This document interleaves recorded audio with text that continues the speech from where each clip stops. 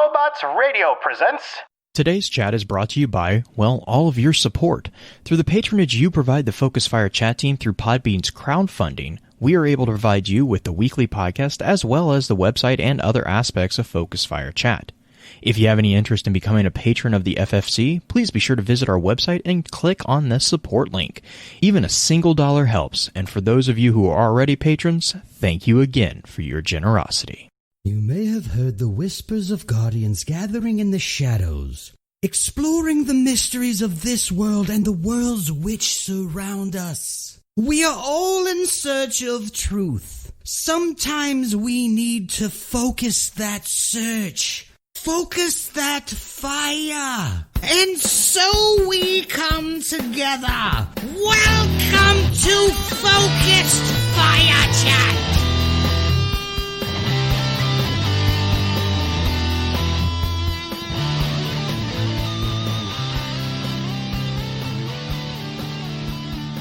Welcome to Focus Fire Chat, recorded live on January 15th, 2021 over on twitch.tv/FocusFireChat. As always, I want to give a big shout out to our live chat here with us tonight. Thank you so much for joining us once again. This week's episodes are going to be focused around exploring the lore book Legacy's Lament. This particular episode will serve as what we have come to call the intro session of the week's exploration. Before we go any further, however, let's run through a quick introduction of who all we have with us on the show. As always, this is your host, Blue Crew 86. Then this is the apparently elite green-eyed music lover.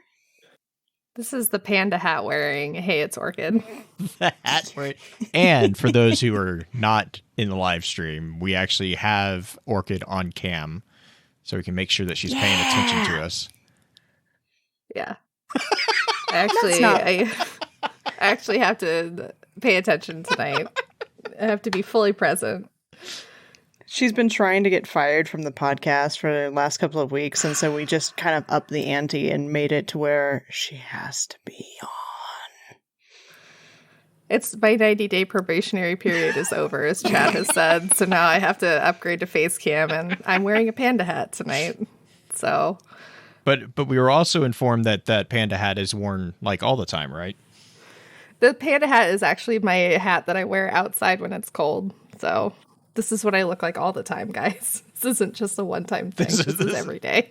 This is every day, Orchid. Congratulations. You see what I look like when I go outside in the morning. Except for the headphones. Except for the headphones underneath. That's not usually there. But they blend in quite well. They're white, but they're just really, like your hat. They're really bulky, though. I don't really like that part. Too bad you don't have, like, the little pull on the tail of the hat where it just goes... Oh, and make the ears go up? Oh, I want like a pair of those. The Pikachu hats? Mm-hmm. I saw BTS in, like, a Run BTS episode that had that. You could, like, pull on them, and they made their ears go for, like a cool. question and answer thing. It was really cute. I wanted a hat like that. There's a video of a grandfather doing that, like this really, really elderly man, and he's just so happy because he's watching himself in like a mirror doing it. It's so cute. Happiness in hat form. I mean, Black Flag said the truth in the chat, so he also True. I think broke Orchids.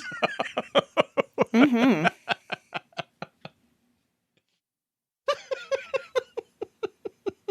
I'm not repeating it. So, Orchid, do you have any special announcements for us this episode? I do. If you'd be so kind as to visit thelorenetwork.com, where you can find us alongside many impressive lore content creators. You can also find our information at the Lore Network on Twitter, and you can follow us at Focus Fire Chat, also on Twitter, and let us know your thoughts on our weekly lore roundups, both for podcast and for YouTube.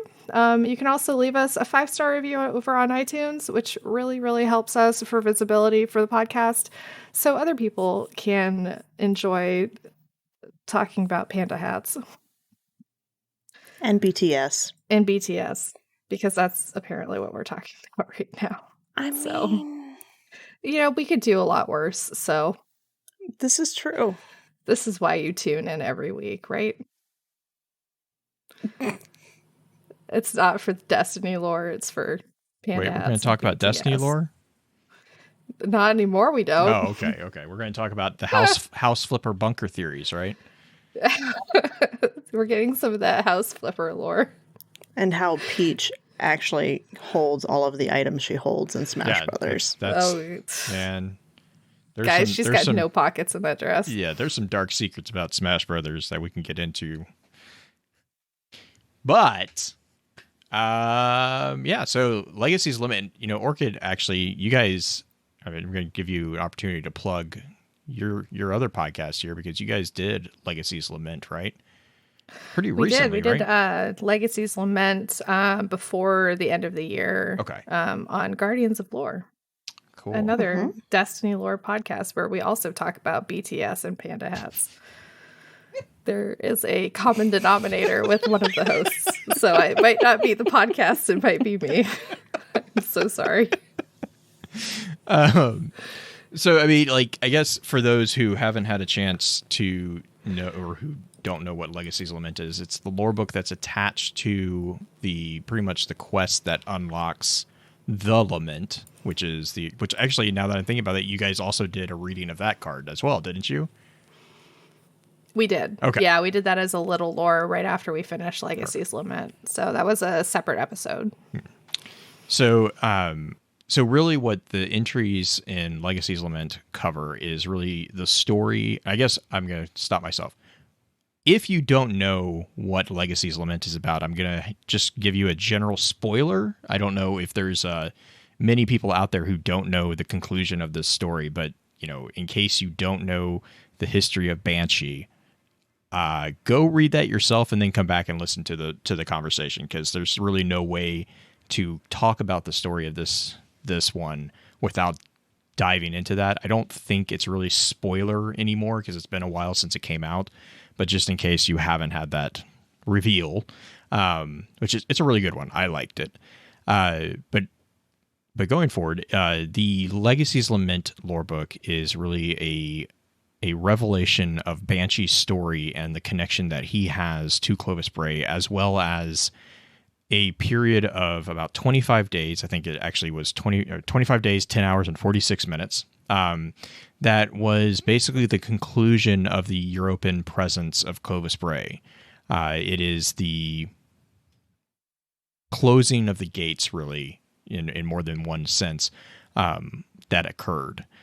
We have a big cast. Actually, the cool thing about the cast in Legacy's Lament is one of the ways that you uncover the entries is by finding the dead exos throughout Europa. Those are also the exos, for a large majority of them, that it is talking about. I will note, or I did make a note, the exos are not unique. Like you uncover the entries in order. It doesn't matter which exo you touch, because there was I think I got Hector's entry in Asterian Abyss, and Green, I think you said you got it in Cadmus. Were you the one I was talking to? I think that was where the Lost Sector that has the clarity. Yeah. Yeah. So that is one thing that I was curious if that was going to be the case, because it would have been very interesting to see specific entries tied to specific areas, I think, but probably would have taken a lot more programming. But as far as before we jump into the characters or anything like that, do you guys have anything from a overarching summary that you want to throw in there? I was just going to say that the common thread throughout the whole thing is primarily Elsie, but it also follows Clovis in one shape or another. Yeah, for the most part, it's Clovis 1 until the very, I think it's the second to last. Mm-hmm. Second to last card. The other thing is the entries are not in chronological order, which I found very interesting. I personally reordered them so they would be in chronological order and then read them, and it makes it make a bit more sense. But when you actually get the lore book itself, it's kind of jumping back and forth over places. What about you, Orchid? I know you have opinions about the ending, and I don't know. I mean, the book it's really about, it's about Clovis, one, like, kind of divorcing himself from Clovis himself and becoming like Banshee in the end, and like really kind of discovering and deciding like who he really wants to be, and saying, no, I don't want this future that's been pre-planned for me, and really deciding that, like, I don't know, it's taking this thing that's been decided and then saying no and throwing it away. And then it's also Elsie discovering more about herself, because she also gets all of these memories that she's lost, which is a really important part of the story that people kind of gloss over sometimes. Yeah, because she has all these hidden memories that have been taken away from her, that when she actually gets no time to explain out of her grandfather's office, that's actually like her lost memory banks are in his office and they've been locked away, and so she actually gets those back. So I think that's really important to mention, because a lot of people like don't realize that. Yeah, everyone makes fun of Banshee for 44 resets. Yeah, she's had like 800. Yeah, she's had 815 at least, I think, not including the final fight against the Vex that is detailed here. Right, because Clovis is reprogramming her, or trying to reprogram her each time he resets her. Right. Yeah. But I mean, but my point is like everyone's like, oh, Banshee's crazy because he's got 44. It's like, yeah, oh. We do find out, though, why Banshee doesn't have as many memories. Like, he has so many memory issues compared to all the other Exos, though. We do or we don't? We do. We do figure that out. We also figure out why Banshee has not gone insane, is even though he's well over the acceptable number, because I think, what was it, from the Stephen Fry the Fry files, it's like 20, I think, if I remember that number correctly, and he's at 44, and everyone's like, well, that explains why he's crazy. And it's like, actually, this book also does a good job of explaining why he's actually still able to have some facilities there, because he was not made like a normal Exo. He was made to be a Bray Exo, which is also, I don't think this is where we get the information about Elsie's Exo chassis, but it's but Elsie's chassis was built customized to Elsie, whereas all the other Exos were basically like factory stamped pressed, like they all came out, the same. Elsie's and Banshee, and if you want to go down the theory of all the others in the Bray families, their Exos would have been custom made. Hers is based on her actual body. Correct. If I recall, the audio file that you get when you scan the body in the snow. And so, like, Elsie was thick. Yeah, she was. Even Grandma defends her for her. Like, she gets called out. I love that. I love that card. Yep. Grandma defends Elsie for her thickness. For her thickness. Elsie's got the thickness. Yeah, Black Flag told me. She's down with the thickness. Black Flag confirmed it. It was one of the dead Exos that you scanned that has the... I'm trying to remember. I think it was one of the female Exos was complaining that she couldn't get... She was having trouble, like, getting used to her chassis, and she was like, Elsie, they custom built her. But real quick, just to jump through the major characters, even though they're not really main characters, in alphabetical order, they're all Exos, except for all the main characters are Exos, except for the Clovis Bray AI. We have two secondary characters who are not Exos. But the Exos, really quick, are Anjoli 7, Clovis 1, which we'll come back and talk about him for sure, Clovis Bray AI, Elsie Bray in her exo form, Hector 6, which, Green, I think you will have some interesting comments about Hector. Nox 4, which Nox actually has a very interesting connection as well that we'll touch on, I think, a little bit later. Mia 9, is it Noah? Noe? How would you pronounce that one? I think we called it, when Elmas and I did it, I think we said Noe. Noe? But okay, so Noe 2. I think it could just be no. No? But I think we said Noe. Yeah. I think we said Noe too, is what we said. Noe 2, Reba 3, which she has a really interesting little connection in the story. Una 8, Win 1, and then Wesley 3. There's to be fair, a lot of them don't have like a super amount of detail in them, but the ones that do, and the little breadcrumbs that we do get given, there's some pretty cool like introductions and kind of relationships that are tied into there. The secondary characters, just real quick, is Dr. Esteban Ruiz. He is literally in the story for about a sentence or two. And then, of course, Clovis Bray himself, who Clovis is technically in it for, I think, part of an entry. And it's mostly him. It's mostly mentioned through Elsie's eyes. But to kind of go back real quick, Clovis 1, I think I'll hold off on talking about him for right now. Anjoli 7, we didn't get anything about Anjoli. So I put the name on there just in case it pops back up. Elsie obviously is the Exo Stranger. Hector 6, Green, do you want to talk about Hector and Nox at this point, or do you want me to?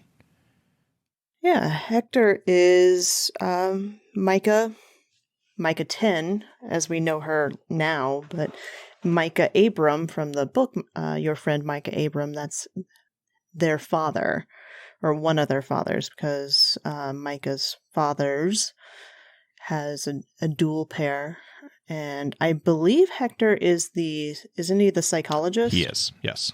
He was the one who brought Micah to Europa after. Correct. After the other father had been there. He was contracted by Clovis to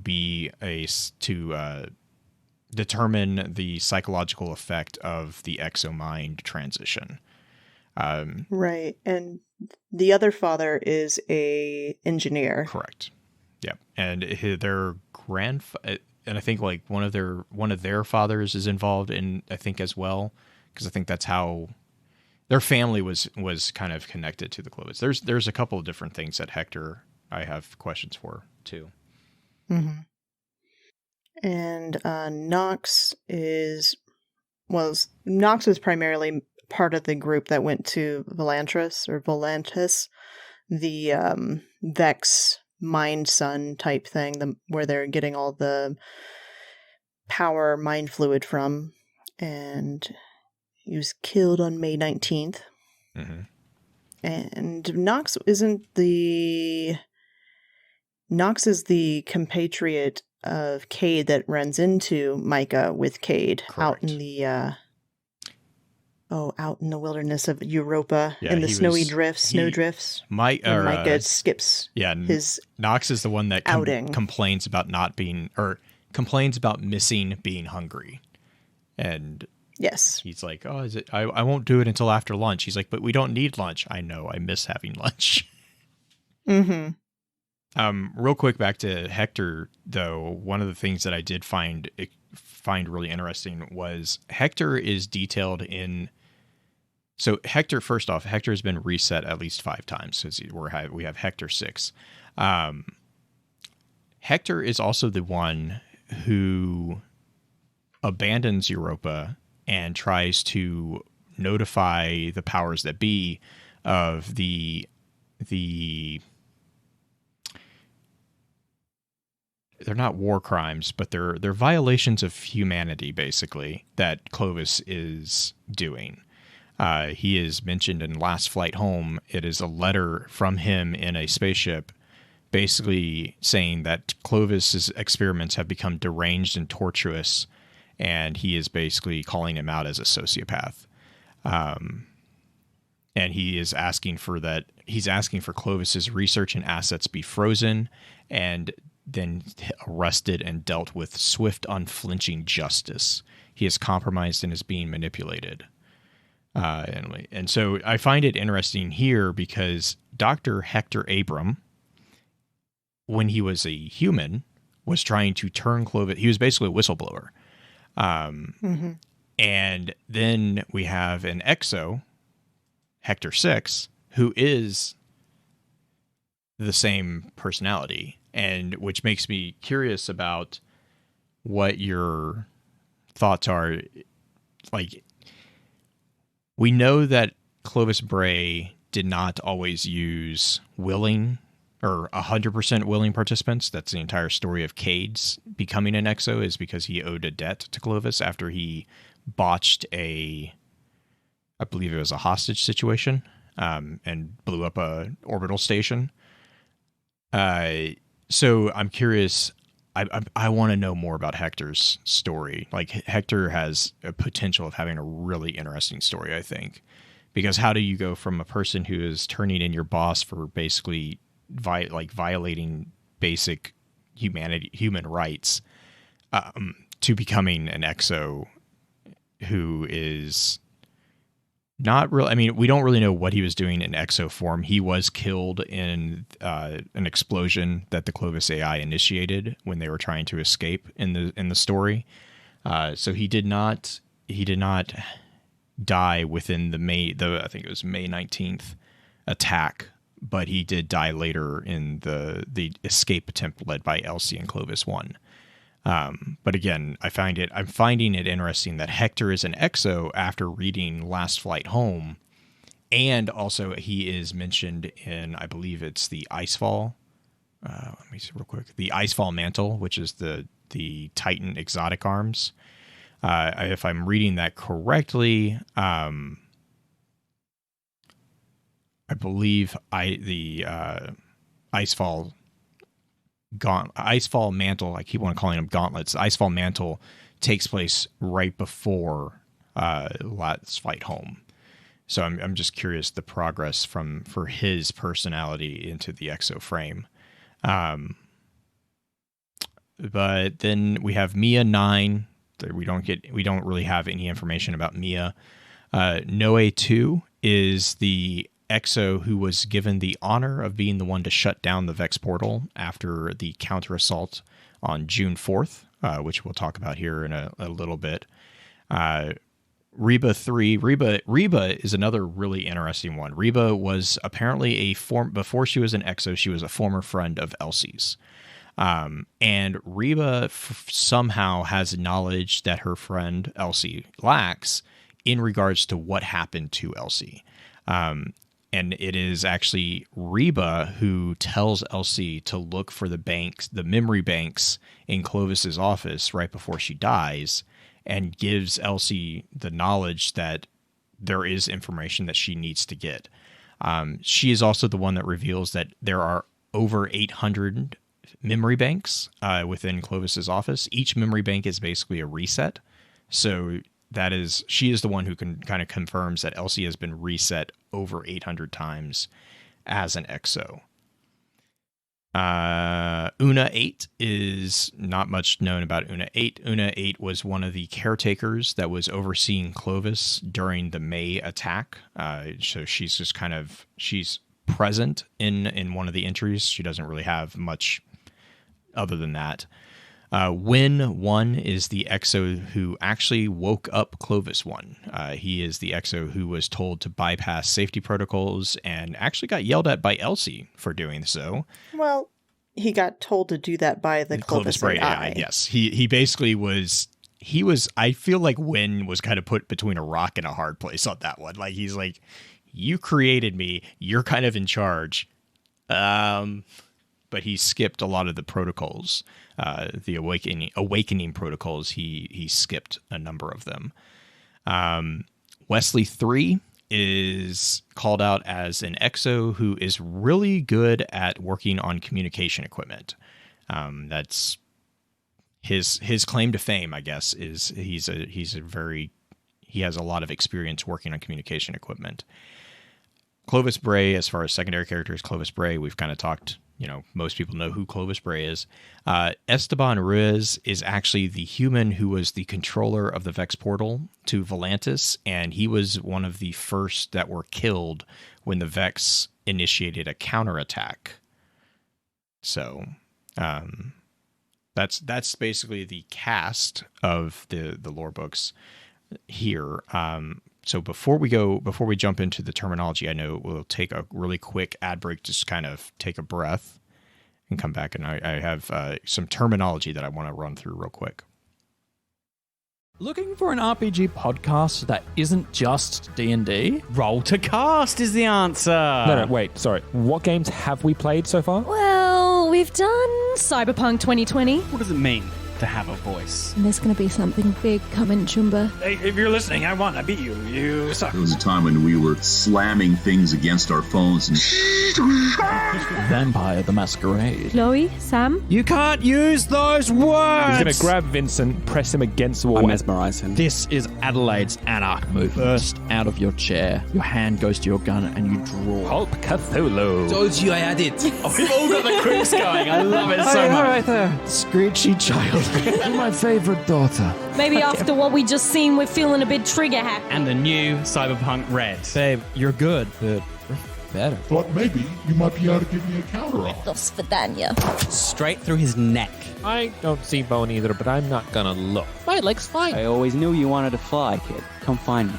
Roll to Cast. ROLE. A new game every season. Original music. Original stories. Interviews with the creators. And delightful Aussie accents. Listen to us on all good podcatchers. You can support us on Patreon for bonus content. That's Roll to Cast. ROLE. Come discover a new world.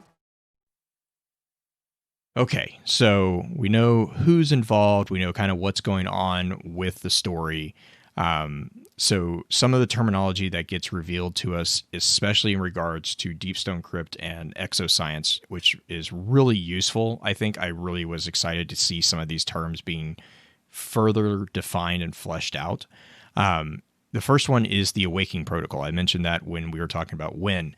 The Awakening Protocol is basically a series of processes that is used to initialize new exos. And the way that this Awakening Protocol works is it's the pre-packaging of software that basically is like, hey, you're a robot, you're not in your normal body. This is how you get used to it. This is what is used to try to eliminate the threat of DER, which we learned about back in the Warmind. Then the next thing is Cloud Memory Collection. And Green, this kind of touches on something that we had talked about earlier, was the Cloud Memory Collection was how the exos kind of got backed up without having to be plugged in to back them up to get those checkpoints. Mm-hmm. And that will tie into your memory banks, which is, we kind of mentioned those earlier. The Exo Trading Protocol, we're all kind of familiar with that. Anyone who's played the Exo Challenges, I think is what they're referred to. Simulations. Mm-hmm. So the Exo Training Protocol is basically a preliminary version of those. Because the Exo Challenges that we experience were mostly, I believe all of them were custom made for Elsie, if I remember that correctly. Yes. Yep. The Clovis AI specifically created them for Elsie. Perfect. Forage, you'll hear at the very beginning of the book, they're talking about Forage missions. These are the trips that they take into the Vex portal that is located within the Glassway. That Vex portal leads to a planet known as 2082 Volantis, or the Forge Star, as a lot of people will know it. And that is where they basically are collecting all the material to form exos, including radiolarian fluid.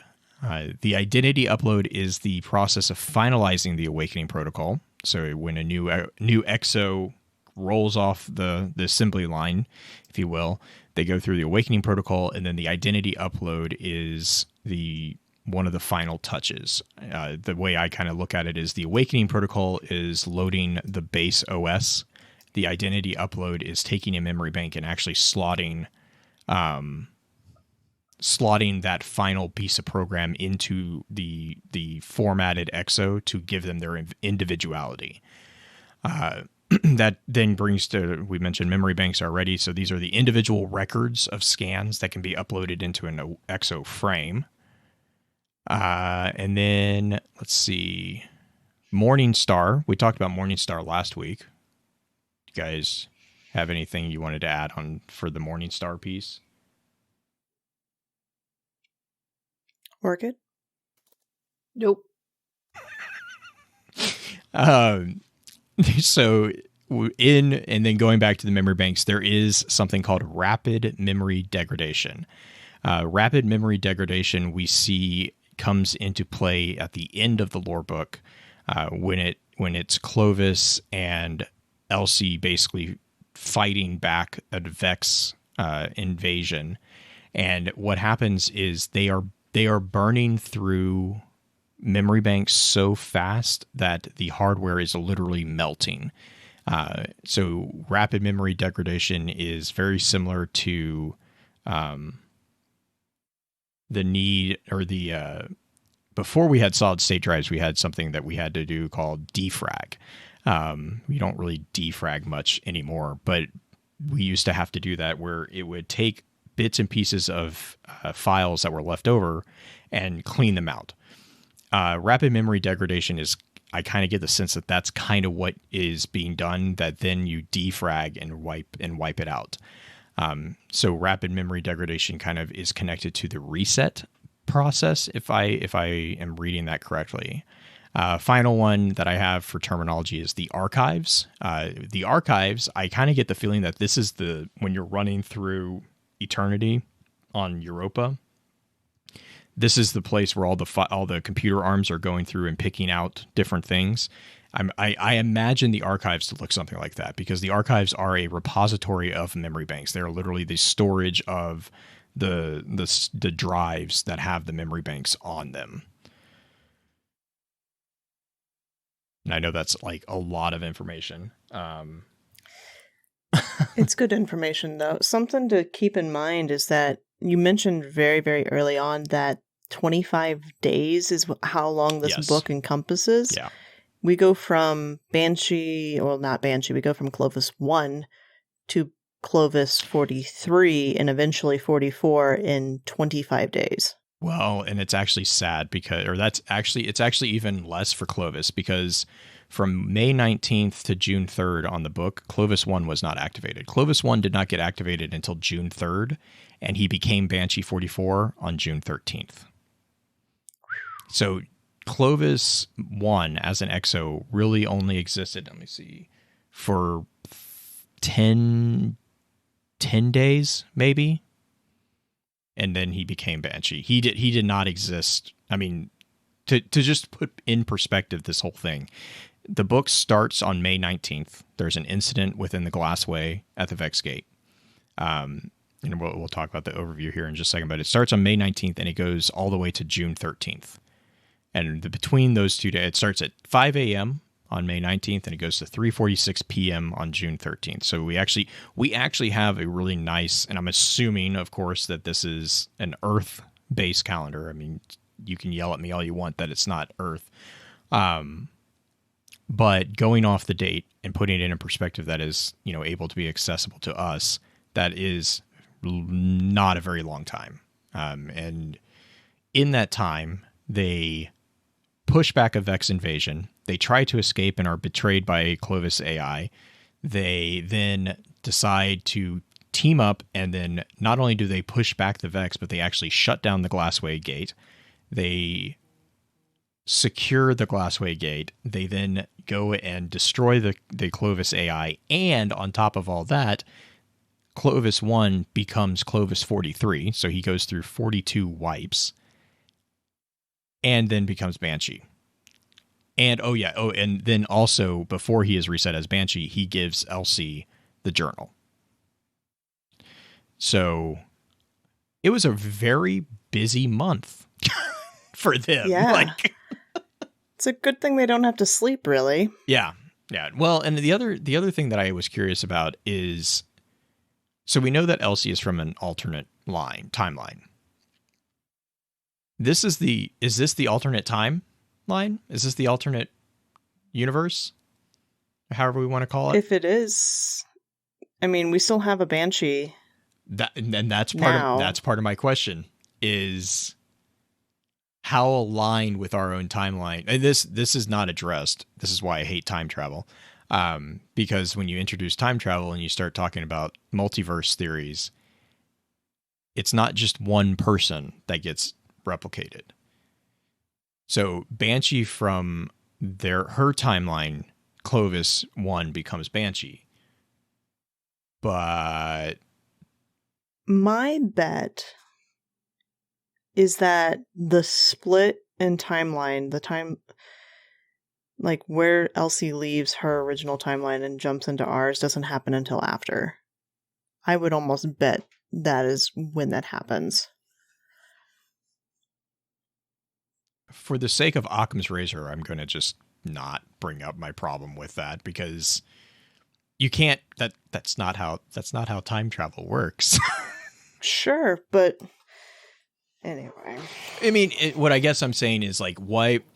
So there's a magical moment that only Elsie is able to jump into different timelines. No, it's the. Anyway, I don't want to get into time travel thing. It's just the whole idea that the branch of her splitting off of her original timeline. I don't like the idea that the timelines are in file folders next to each other. In my mind, they're branches and that they're interlocking and that they keep branching off, right? Yeah, Elmist and I both thought this was before the split of the timelines. So this is like an origin point, and then they went pachoo. Yeah, moving on. Speaking of timelines, let's just talk about the entry order, because like I had mentioned, the actual entries are not in chronological order.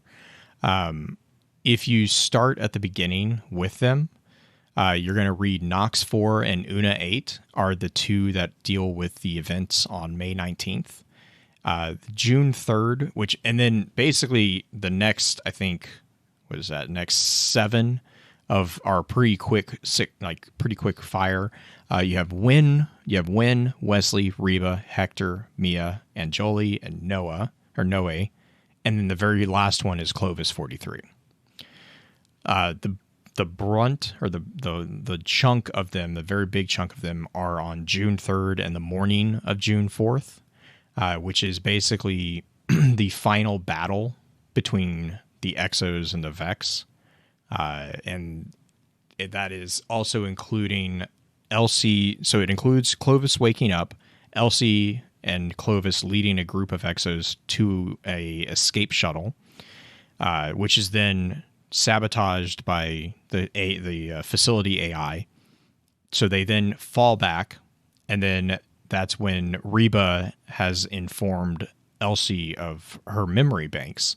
So they decide to get the weapons out of a locker, which is also where the Lament and No Time to Explain are introduced, because the Lament is a sword that was custom built for Banshee. And No Time to Explain was rediscovered, I guess would be the best word, before that. So they recovered those weapons from a locker. I believe it's the locker that we have in the, is it Perdition? The one with the big Hydra at the end of it? Wait, Lost what? Sector? The Lost Sector that has the giant Hydra at the end. Is that Perdition? I can't remember. Anyways. Yeah, it's Perdition. That's because then when you beat that Hydra, it opens up the hallway that you can go up, and that's where you meet the Exo Stranger at one of times in it. So that is where they unlock all these weapons. She pockets the memory banks. She doesn't actually upload them at this time. And then they go and they shut down the Glassway Gate, which then is, I think Noe 2 is the one who, like I was saying, was given the honor of shutting it down. And it's weird here because they note that they originally were going to destroy the gate. But Elsie at the last minute decides that it would be better to just shut it down and not destroy it. And similar to with the facility AI on June 13th, which is Clovis 43's entry, Clovis 43 allows Elsie to shut off the Clovis Bray AI, the facility AI, and then they use the last of the Alcahest to reset Clovis into Banshee. And before he is reset, and they do a full wipe on him, so he shouldn't remember anything, which didn't work apparently. He gives Elsie the journal or the logbook that we then get with the collector's edition. You learn most of what goes on with that is also within the Lost Lament exotic quest, which takes place following the raid. Because what kicks that off is Banshee gets hit with a set of memories from his previous instances, which is Clovis 1 through 43. Which I guess my question there is why do these dormant memories just suddenly pop back up? I don't know if either of you have any ideas for that. Within the Lament quest, you mean? Well, or? just like in general, why? So they do a full wipe on Clovis 43 to get to Banshee 44, right? So then all of a sudden he's getting memories back from Clovis 1 through Clovis 43. And I know we have another instance of this happening with Exos with Cade. There's an entry, I think, actually that was introduced this season that Cade is sitting. It's him writing in Treasure Island when he forgets for a moment that he's not on Europa. And that's actually where you get the confirmation that Cade was the Exo that caught Micah.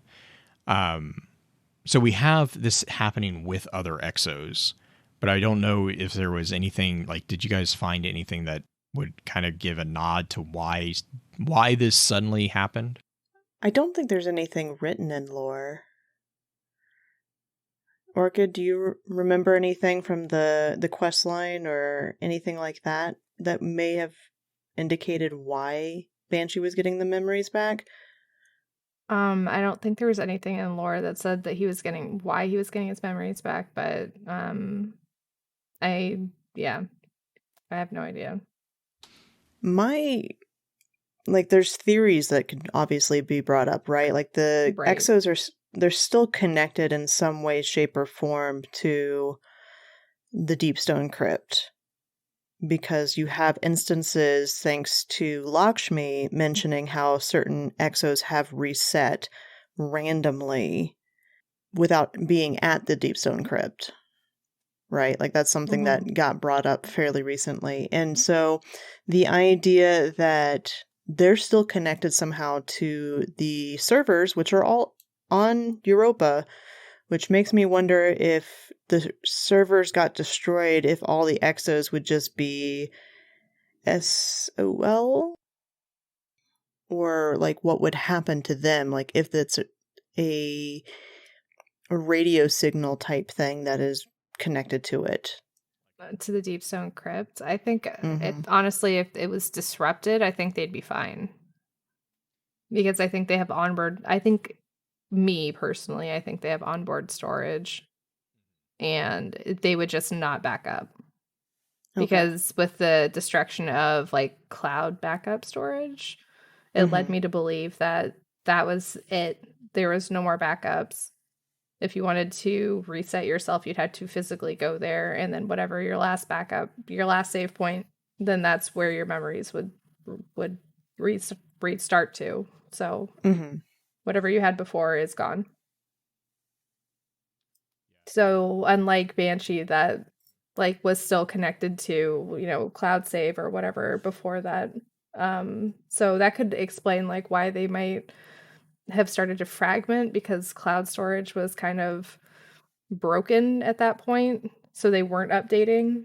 So that could explain a lot of the fragmenting that they had as they were doing like really quick restarts as they were fighting their way to like down to the glassway to kind of shut it down.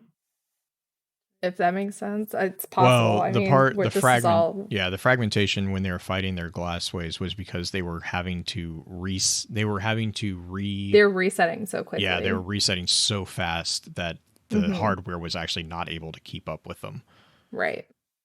Which is fascinating to think about, like how quickly exos can be generated then. Yeah. Mm-hmm. If they're like, that is literally not a joystick, like a thumb drive being put into the next one. Well, and it's being just pumped out so fast you can't update the thumb drive before you have to. Because I'm sure that happen. it's basically an assembly line equivalent, right? And there's only there's a speed at which you can rivet chassis together. Well, we see that in the Clovis facility. Mm-hmm. You can see the different pieces and the different segments being worked on. Mm-hmm. Yeah. The thing that Black Flag mentioned too is that with the Deepstone Crypt, the facility AI comes back online. So that could be a connection that's reestablished as well. Yes and no, but I think the facility AI is still separate from cloud backup storage. I'm really wondering if the AI, if Banshee's chassis in particular has a bit more of a connection than even Cade's does. Because with Cade having the ability to have prior memories pop up, that makes me think that all exos have that. But Banshee is such a unique, like he is the unique child essentially of all of this, because of course Clovis wanted his own exo frame to be the best. It's not out of the realm of possibility that he built something in there specifically for that. So if the AI came back on board, which is what I freaked out about when we started hearing Banshee's possibly remembering, is that the Clovis AI take over Banshee at some point.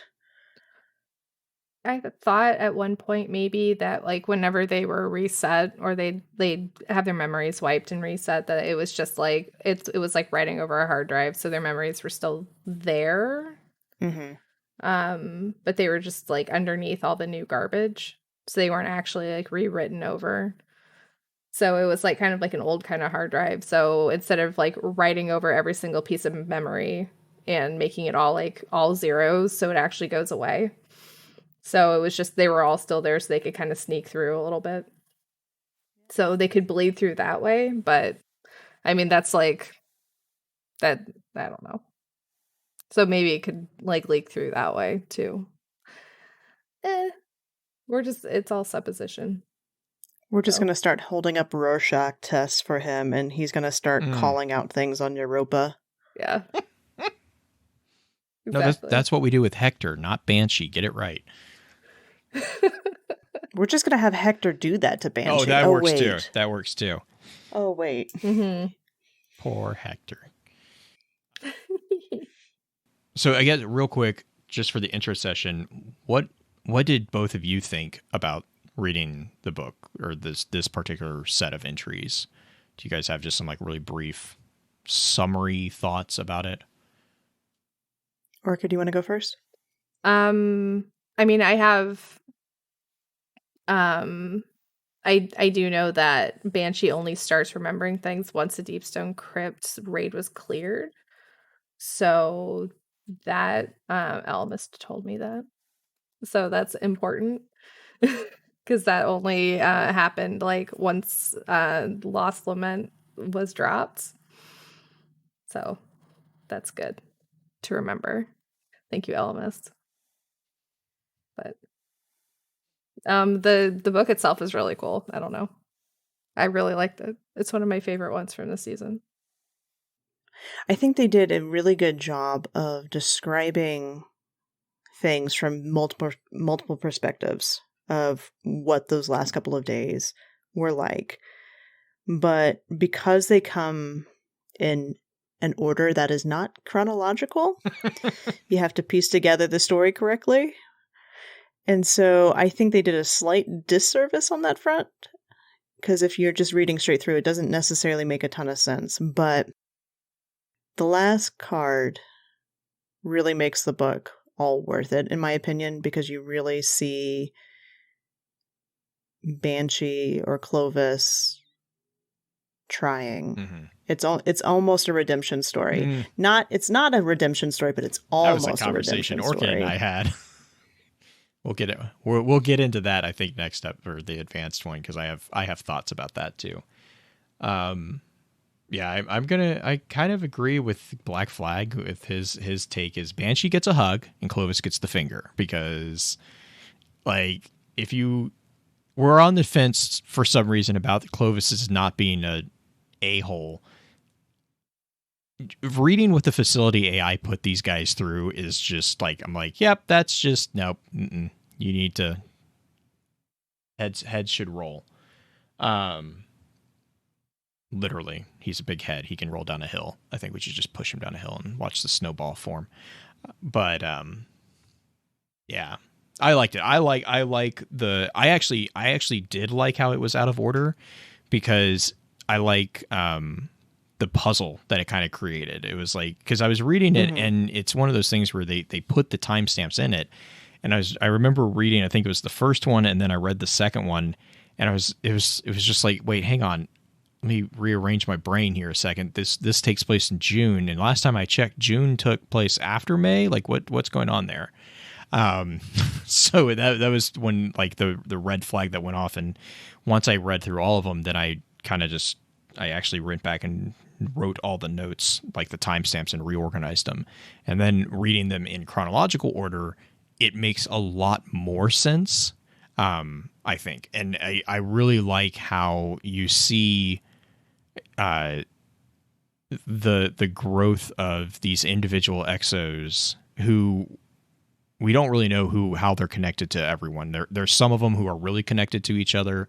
There's others who have no connection at all to each other, but they all come together underneath the leadership of Elsie and Clovis. Clovis kind of like innately or just naturally rises to the leadership position.